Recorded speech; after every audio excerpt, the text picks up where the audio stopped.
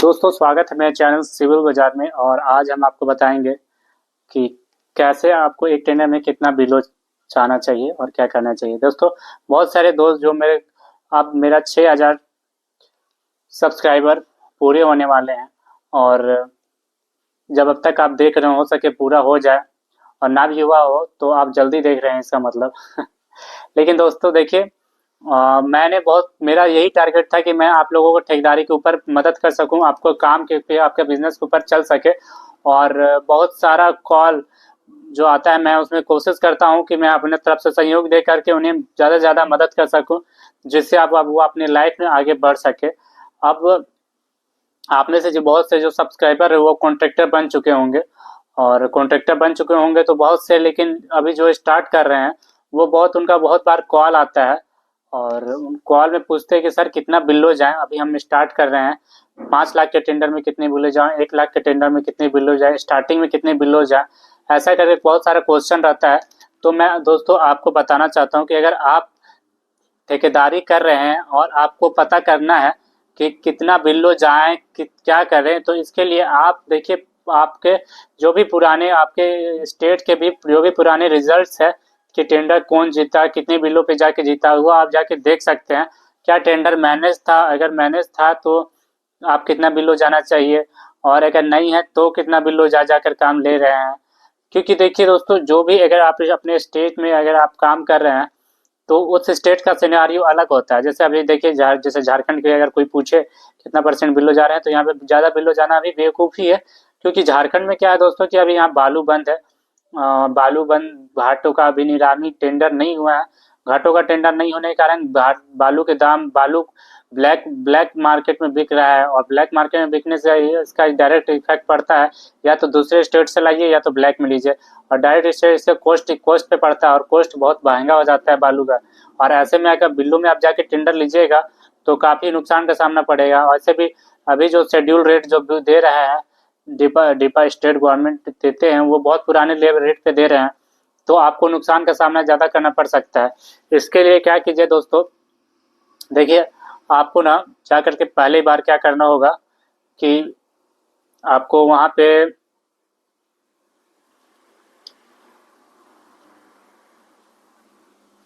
अपने state government में जा करके देखना होगा कि क्या वहाँ का बालू का रेट है, क्या वहाँ पे कितने लोग बिल्लो जा रहे हैं, क्या मटेरियल रेट है, क्या गिट्टी का रेट है, कितना बिल्लो पहले यहाँ पे क्या गए थे।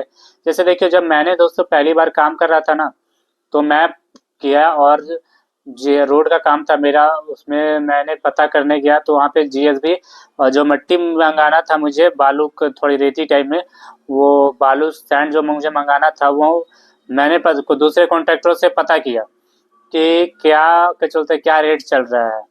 दूसरे कॉन्ट्रैक्ट से पता करने के बाद मैं फिर जब मैं वहाँ पे मंगाया, बालू मंगाया, तो बाद में मुझे पता चला कि जो बालू आ रहा है सामने से ही आ रहा है, और सामने से आने के कारण इसका रेट और कम होना चाहिए था।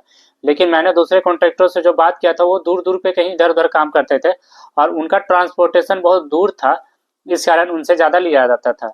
लेकिन मैं रेट उसी रेट पे फिक्स कर दिया, और उस रेट पे फिक्स करने के बाद मुझे एहसास हुआ थोड़ा सा। इसलिए जब भी आप काम करने जाएं तो आपका जब टेंडर ले तो उस टेंडर के सामने देख ले कि उसके सामने क्या क्या उपलब्धता है, क्या क्या ये सेवाएं हैं, जिससे आप आसानी आपको काम करने में कम से कम लागत में काम हो जाए। अब मान के चलिए आपका कोई, आप कहीं ऐसे जगह पे काम कर रहे हैं जहाँ बालू घाट सामने ही है, तब तो आमने सामने से मंगाया और डालते गए, तब उसमें आपको बहुत कम खर्चा पड़ेगा। और ऐसे ही अगर आप शुरुआत में ऐसा कोई टेंडर डालना चाहते हैं तो ऐसे टारगेट कीजिए जहाँ पे या तो गिट्टी का सोर्स सामने हो, बालू का सोर्स सामने हो, या तो बालू का सोर्स सामने हो, या तो कोई मटेरियल रेट सस्ता मिल रहा हो। प्लस दोस्तों, बिल्लो कम से कम जा करके टेंडर ले लेने की कोशिश कीजिए, बहुत ज़्यादा टेंडर डालने की जरूरत नहीं है। अगर कोशिश, अगर टेंडर मैनेज होता है तो टेंडर मैनेज कर सकते हैं, अगर टेंडर मैनेज नहीं होता है तो टेंडर मैनेज करने का मतलब आप दूसरे कॉन्ट्रैक्टरों को मना कर सकते हैं, और आप खुद उसमें पार्टिसिपेट कर सकते हैं, तब ये हो सकता है।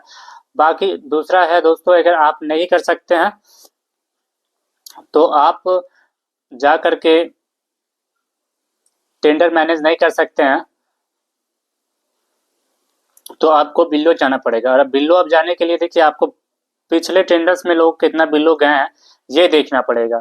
मान के चलिए किसी टेंडर में कोई एक टेंडर में गया है 16% बिल लो, किसी में 21% बिल लो, किसी में 23% बिल लो, किसी में 25% बिल लो, किसी में 32% बिल लो, किसी में 35% बिल लो। तो ऐसी कर करके सेट्स, हर एनआईटी का सेट्स देखना पड़ेगा। क्योंकि क्या होता है दोस्तों, जैसे झारखंड में कि कहीं स्टेट और स्टेट में काम कर रहे हैं, तो अगर आप रोड का लीजिएगा तो थोड़ा बिल्लो जा भी सकते हैं पीसीसी रोड में, क्योंकि उसमें थोड़ा बेनिफिट होता है। पेपर ब्लॉक में थोड़ा सा और बिल्लो जा सकते हैं, क्योंकि उसमें भी थोड़ा बेनिफिट होता है। लेकिन वही अलकतरा का काम कर रहे हैं या कुछ और काम कर रहे हैं, तो उसमें नुकसान का सामना कर पड़ सकता है, क्योंकि अलकतरा में पैसा बहुत थोड़ा कम मिलता है। तो कोशिश कीजिए, करिए कि आपको थोड़ा सा कम प्रॉफिट में आप अच्छा खासा मुनाफा बना ले। इसलिए आप बिलो वहाँ देख लीजिए कि कितना बिलो जाना है। अगर डिपार्टमेंट के लोग वहाँ पे कौन डिपार्टमेंट के कॉन्ट्रैक्टर जा रहे हैं उतना बिलो, तो उनको फायदा हो रहा है। और शुरुआत में जब आप जाइए बिलो पे काम करने के लिए, तो फिर फायदा मत देखिए, शुरुआत में देखिए कि क्या हो रहा है, कितना बच रहा है, कितना नहीं बच रहा है। क्योंकि आप एक बार जब काम कर लीजिएगा तो आपको समझ में आ जाएगा कि न दोबारा हम काम लेंगे तो कितना इसमें बचेगा और क्या बचेगा क्या नहीं बचेगा, ये सारे चीजें आपको दिखेगा। तो इसके लिए दोस्तों आप देख करके समझ करके काम कीजिए कि कैसे आपको काम करना है, कितना बिलो जा करके आपको काम करना है, और तभी जाके आप समझ पाइएगा ठेकेदारी में। और सारा कैलकुलेशन बैठा लीजिए, लेंथ ब्रेथ और हाइट जो कैलकुलेट कीजिएगा तो सारा सारा के चलते जितना मटेरियल लगेगा उसका कॉस्ट निकल जाएगा। क्योंकि उसमें कितना ये करना है सारा आप कैलकुलेशन करके बैठिएगा, तो आप अपने कॉपी किताब पे ही निकाल दीजिएगा कि कितना गिट्टी, कितना सीमेंट, कितना बालू लगेगा। अगर आप करने बैठे तो अगर एग्जैक्ट रेशियो से जाएंगे तो थोड़ा ऊपर नीचे होगा, और ऐसे करके आप उसका अनुमानित लागत बता सकते हैं। कुछ एक्स्ट्रा भी बढ़ा सकते हैं, क्योंकि आपका खाना रहना ये सब भी जोड़िएगा, आप अपना मेहनत आना भी इसमें जोड़िएगा। तो मिला जुला के देखिए दोस्तों, ऐसे करके आप ठेकेदारी में आगे बढ़ सकते हैं, और इतने ही जाके टेंडर बिल्लों में आप जाकर ले सकते हैं। जैसे दोस्तों मैं ही आपको नहीं बता सकता कि आप 25% बिल्लो चले जाइए, 30% बिल्लो चले जाइए, 40% बिलो चले जाइए। क्योंकि अब भविष्य में अगर ऐसा हुआ कि आपकी जगह पे 30-40% बिलो जाना बहुत भारी नुकसान है, तब तो आप हमें बताइएगा कि देखिए आपके कारण सर लॉस लग गया। इसलिए मैं आपको ये नहीं बता सकता हूँ कि आप 25% बिलो जाइए, 30% बिलो जाइए, या 40% बिलो जाइए, या 10% में रहिए। क्योंकि 10% में भी आप, मैं बोल दिया कि 10% में रहिए और वहाँ के कॉन्ट्रैक्टर्स 15, 20, 25 ऐसे जाते रहे, तब तो आपका पैसा काफी नुकसान हो जाएगा। तो ये मैं आपको नहीं बता सकता कि कितना बिलो जाके आपको काम करना है। बस आपको ये करना है कि आप काम करते जाइए, काम को पहले पिछले रिपोर्ट सब देखिए, कॉन्ट्रैक्टरों से मिलिए, 2, 4, 10 कॉन्ट्रैक्टरों से मिलिए। उसके बाद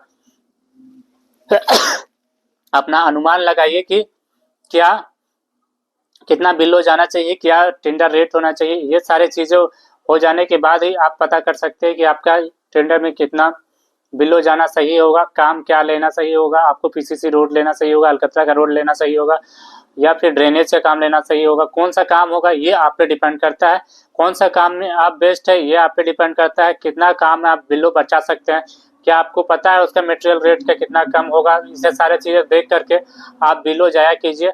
और बेस्ट ऑफ लक दोस्तों, जो आप ठेकेदारी कर रहे हैं, आप अच्छे खासे कॉन्ट्रैक्टर बनिए और एक दिन बड़े कॉन्ट्रैक्टर बनिए। तब तक के लिए जय हिंद, जय भारत।